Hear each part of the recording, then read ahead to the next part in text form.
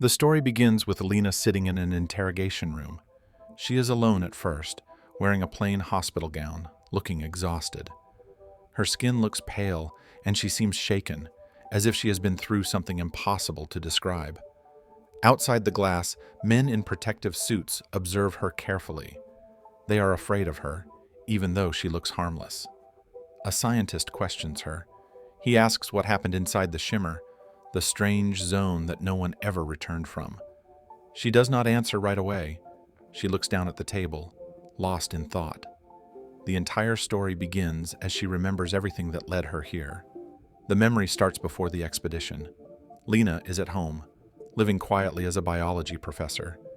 She still thinks about her husband Kane, who has been missing for almost a year after going on a secret military mission. She believes he is dead. One evening, while painting her bedroom walls, she suddenly sees Kane standing in the doorway. He looks different. His face is calm, but distant, and his body seems weak. She runs to him and embraces him, overwhelmed by emotion. But Kane barely reacts. He cannot explain where he has been or how he came back. She tries asking questions, but he gives vague answers. Not long after Kane collapses, his body starts to fail and blood fills his mouth. As she panics and tries to call for help, black SUVs arrive outside. Soldiers rush in, taking both of them into custody. Lena is sedated and later wakes up inside a military facility called Area X. This base is located right outside a mysterious region called the Shimmer. The Shimmer looks like a shimmering wall of light that surrounds a stretch of land, slowly expanding outward each year. Nothing sent inside it has returned. No people, no drones, no signals. Here, Lena learns the truth. Kane had been sent inside the Shimmer as part of an earlier mission. Somehow, he is the only one who came back. Now, he lies unconscious in intensive care, his body failing. Dr. Ventress, the psychologist in charge, explains that she is preparing to lead a new team into the Shimmer. This time, it will be an all-female team made up of specialists, each of them carrying their own burdens. Lena listens quietly but does not reveal that Kane is her husband. She volunteers to join the expedition, partly to save him, partly to understand what happened. The team enters the Shimmer. The moment they pass through its glowing wall, everything changes. Time becomes unreliable. They wake up days later without remembering how they set up camp.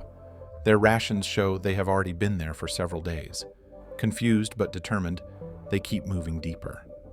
The environment looks like Earth but is strangely altered. Trees grow in odd shapes, and flowers of different species sprout from the same stem. It looks beautiful, but unnatural. They eventually reach a swamp. Here, they encounter their first sign of danger. A massive mutated crocodile attacks one of the women. The team fights back and manages to kill it. Upon closer inspection, they discover the creature has multiple rows of teeth, like a shark. The mutation is shocking, proof that the Shimmer does not just affect plants, but animals too. This discovery unsettles the group, but they press on. Further in, they find an abandoned military outpost from Kane's previous mission. Inside, they discover a video recorded by his unit. In the footage, Kane and the other soldiers are visibly disturbed. One man is restrained in a chair while Kane cuts open his stomach. Instead of normal organs, his insides twist and writhe like eels or snakes moving under his skin. The footage is horrifying. The women realize Kane and his team were already being transformed by the Shimmer. That night, while camping at the base, strange sounds echo through the forest. A monstrous roar shakes the ground. Suddenly, a massive mutated bear crashes into camp, dragging one of their teammates into the darkness. Her screams echo, then fade. The others are left traumatized and shaken. The journey continues with fewer members. As they walk, they notice their own bodies beginning to change. Their fingerprints shift, their thoughts feel less stable. The Shimmer is not only changing the environment, but also them. It is mixing their DNA, breaking them down and rebuilding them in strange ways. They push onward and eventually discover fields of crystal trees glittering in the sunlight like frozen lightning. The sight is both breathtaking and terrifying. Soon after, they find an abandoned suburban house that looks eerily like Lena's own home outside the shimmer. The familiarity unsettles her deeply. Inside the house, paranoia begins to break the group apart. One member becomes convinced the others are infected and dangerous. She restrains them at gunpoint, desperate and unstable. But before she can act further, the mutated bear returns. This time, it reveals the most terrifying mutation yet. When it roars, it does not make a normal animal sound. It echoes with the dying screams of the teammate it killed earlier, as if her voice has been absorbed into its body. The sound chills everyone to the bone. The bear attacks, killing the unstable teammate. The survivors barely manage to destroy the monster after a violent struggle. Now only Lena, Josie, and Ventress remain, but the group is falling apart. Josie, overwhelmed by the mutations inside her body, decides not to fight it anymore.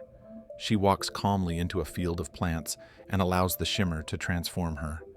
Slowly, she becomes part of the plant life, disappearing peacefully. Lena watches in shock, realizing her companion has chosen to surrender rather than resist. That leaves only Lena and Ventress. They continue until they reach the coastline, where the lighthouse stands. The sand around it is filled with strange, white shapes resembling human bodies turned to ash. The sight is haunting. Ventress, now very sick and weak, insists on going inside first. Lena follows. Inside the lighthouse, Lena finds the remains of Kane's previous unit. The most disturbing discovery is a burnt body sitting by a wall, still holding a grenade pin. Next to it lies a camera. Lena watches the footage and realizes the truth. The man who burned himself alive was the real Kane. The Kane who returned to her was not him. It was a copy created by the Shimmer, a duplicate with his memories but not his body. Deeper inside the lighthouse, Lena finds Ventress. Her body begins to break apart, consumed by the alien force at the center. A glowing, swirling form emerges, strange and indescribable. It is not human, but not exactly a creature either, more like a shape of pure energy trying to take form. When Lena approaches, it reacts to her presence. The energy creates a duplicate of Lena, a humanoid figure that mirrors her every move.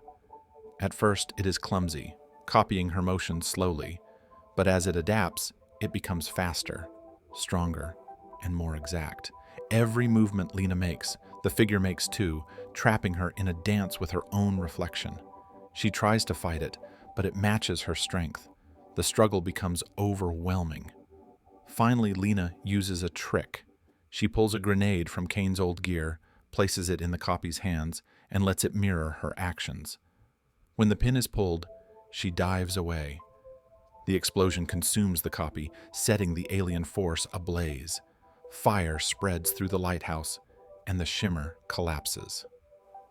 Back in the present, Lena finishes her story in the interrogation room. The scientists are stunned. Outside, soldiers report that the shimmer has disappeared completely. Kane, the copy, wakes up and asks Lena if she is really herself. She does not answer directly. They embrace, but their eyes glow faintly, suggesting that both of them are no longer entirely human. Thanks for watching. If you like the recap, please do like and subscribe for more videos. And don't forget to watch full movie for best experience.